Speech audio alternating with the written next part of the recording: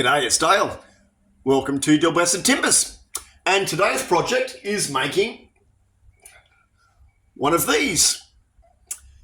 It's a timber-stemmed wine glass or a goblet. So let's have a crack. So the best way I ever found to actually take the foot off of these glasses was to use a grinder.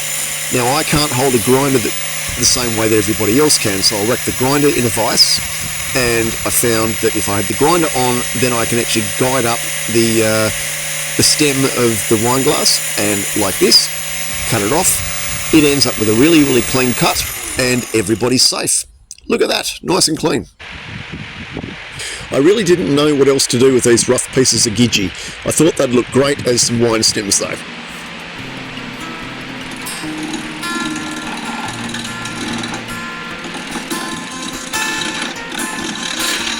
I'm really not a fan of spindle roughing gouges.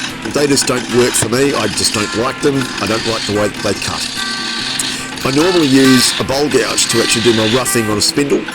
That works equally as well. This is one of my 3/8. It's what I had at hand. I could have used a half, I could have used a 5/8, anything like that. Doesn't really matter. Yep, works well. I always measure the diameter of the stem of the wine glass. That way I know the exact size that I need for a drill bit that goes then into the stem of the timber base that I'm making. Pretty straightforward, but if you don't get this right, there ends up being a lot of slop and it doesn't sit in there correctly. I always look at, when I'm creating one of these pieces, that the stem of the wine glass is actually a straight one. It makes life so much easier when actually drilling out the holes.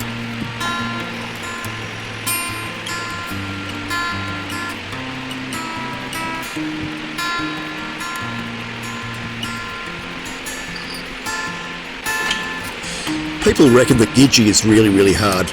Yeah, you know, it is a bit tough, but in terms of other stuff, you know, it's actually not that brutal. Looking at that, it looks like that bowl fits in there pretty nicely. That's why you measure once, or measure twice. You know that thing. Perfect!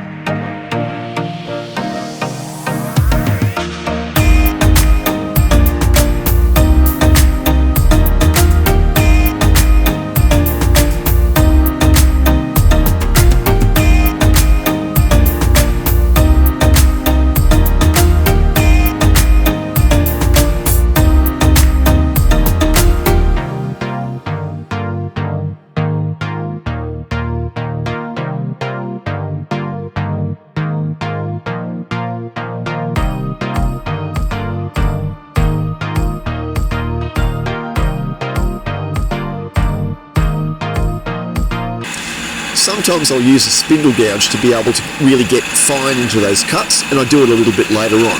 But when I'm doing the roughing work and actually getting rid of a whole heap of material, I actually find that the guts and the bulk of a bowl gouge is the easiest way to actually do it.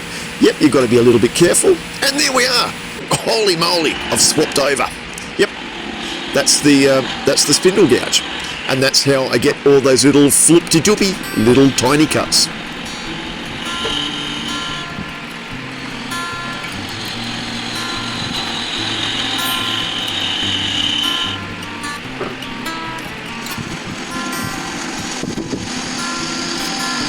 You'll notice the shininess still in the timber, and that's because I'm really getting a very clean cut off the blade. I'm not a big fan of sanding, so the cleaner of a cut that I can get, and I can get it pretty clean off a bowl gouge, but once I get to a spindle gouge, I really only start sanding at 320 grit. So now I can really see very clearly how that bowl is going to fit into the stem. I can also look a little bit at the proportion of the whole thing. Yep, come and have a look. In we go. I've actually left a little bit of rough edge on that, the base of the stem, because I think that actually looks really nice. It's a bit different. Yep. Here we go. Sanding. Oh, jeez, sanding.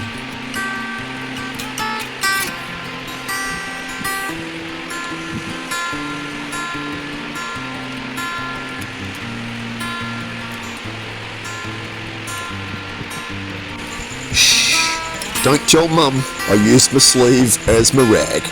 Nah, you get it with the big jobs.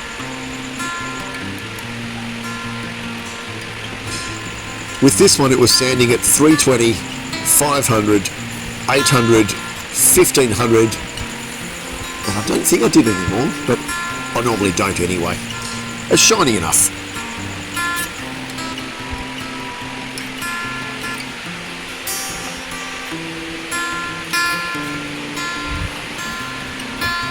So what do you reckon? I reckon that looks pretty nice. There's a really nice gloss to that. The shape is really, really interesting and nice. Yep, I reckon it'll be awesome. Here we go. Got to sit there and part it off. This is the annoying part. Boom tish, part!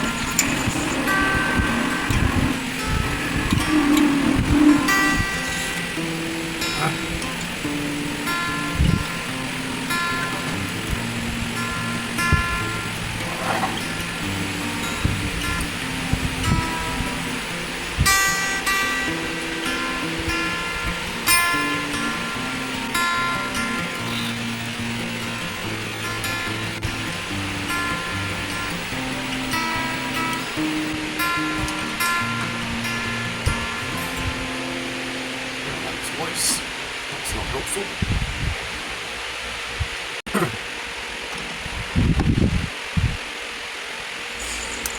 I'm just not able to be able to part off and hold the piece of material in the other hand.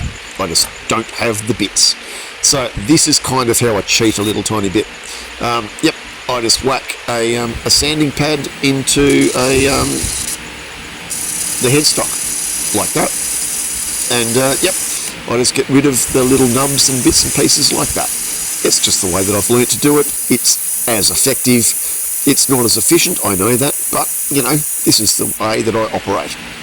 You get that with the big jobs, but if you have a look, that doesn't look too bad, eh? Yeah, bit of dust there still, but yeah, pretty much some giddy up material.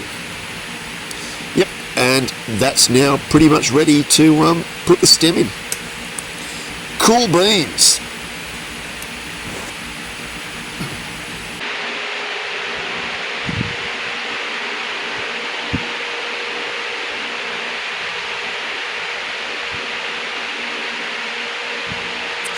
To be brutally critical, I think the stem is a little bit too high, but at the end of the day, I can hold it, and it can hold red grape juice, so what's the problem?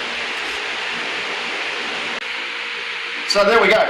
That's how we do wine stem. That's just got to have a finish on, which I'll do in a minute. And then we'll also glue the bowl in But yeah, I quite like that rustic look on it. Oops, sorry, that'll be now out of focus. Hold everything still. All good. So there we go. I'll finish it off and we'll just do a bit of a voiceover with that bit. Awesome. Shake, shake, shake.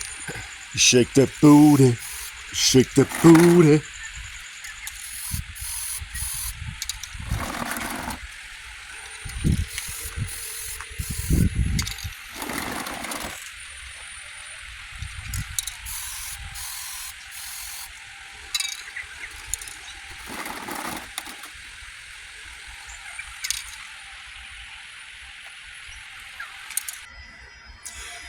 So there you go. What do you reckon? That's it, finished. I think that looks pretty damn good.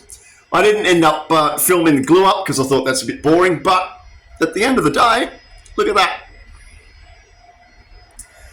I think that's a bit different. Yeah. Not that many people actually do stuff like this, and I think that looks really interesting, and it makes it a bit different. All right, well, there is actually a pair of these, so after all this, I'll probably whack a few stills on at the end, and you can see the end result. But yeah, that's how I make a timber-stemmed goblet. It's a little bit of Gidgee, by the way. So North Queensland Gidgee, which is Hardius Bastius. Good stuff. All right, no worries. Next time.